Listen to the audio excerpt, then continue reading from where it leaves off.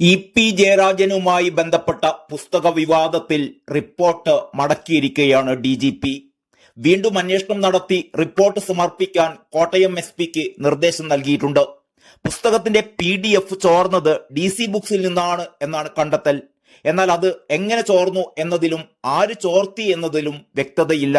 അതിന്റെ അടിസ്ഥാനത്തിലാണ് കൂടുതൽ അന്വേഷണം നടത്തി വ്യക്തതയുണ്ടാക്കി വിശദമായ റിപ്പോർട്ട് നൽകണമെന്ന് DGP നിർദ്ദേശിച്ചിരിക്കുന്നത്.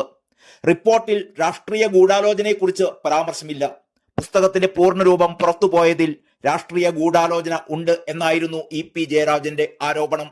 എന്നാൽ കോട്ടയം SP പ്രാഥമിക അന്വേഷണം നടത്തി സമർപ്പിച്ച റിപ്പോർട്ടിൽ ഗൂഢാലോചനയെക്കുറിച്ച് പരാമർശമേയില്ല.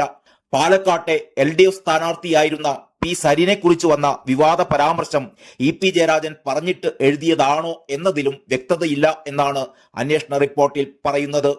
ഇതിൽ ഇ.പി. നൽകിയ മൊഴിയിൽ അവ്യക്തതയുണ്ട്. പുസ്തകത്തിന്റെ പൂർണ്ണരൂപമുള്ള PDF അടങ്ങിയ പെൻഡ്രൈവ് മാധ്യമങ്ങൾക്ക് നൽകിയത് ആരാണ് എന്നും കണ്ടെത്താനായിട്ടില്ല.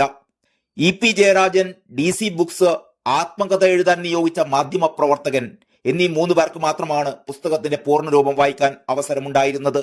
ഇതിൽ ഇ.പിയിൽ നിന്നല്ല പൂർണ്ണരൂപം പുറത്തുപോയത് എന്ന കാര്യം അന്വേഷണ ഉദ്യോഗസ്ഥൻ ഉറപ്പിക്കുന്നുണ്ട്.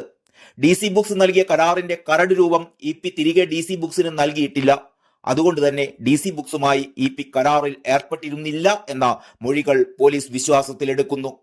PDF പുറത്തുവിട്ടത് ആര് എന്നതിലും ഗൂഢാലോചന ഉണ്ടോ എന്നതിലും വ്യക്തത ലഭിക്കാൻ തുടരന്വേഷണം വേണോ എന്നതിൽ സർക്കാരിന്റെ കൂടി അഭിപ്രായം കണക്കിലെടുത്താകും സംസ്ഥാന പോലീസ് മേധാവി തീരുമാനമെടുക്കുക.